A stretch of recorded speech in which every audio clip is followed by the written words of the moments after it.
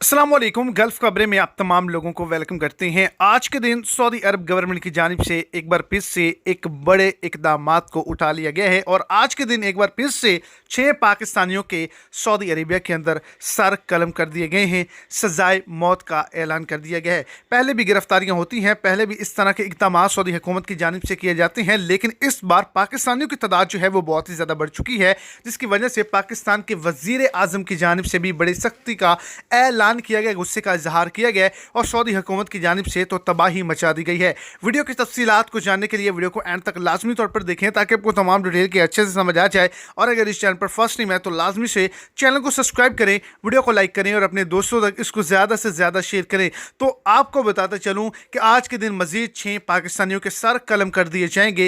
ये वो तमाम लोग हैं जो सऊदी अरेबिया के अंदर नशे के अड्डों पर काम करते हैं, नशे के अड्डे चलाते हैं, स्मगलिंग करते हैं, इलीगल एक्टिविटी के अंदर शामिल हैं, जिनके सर कलम किए जा रहे हैं।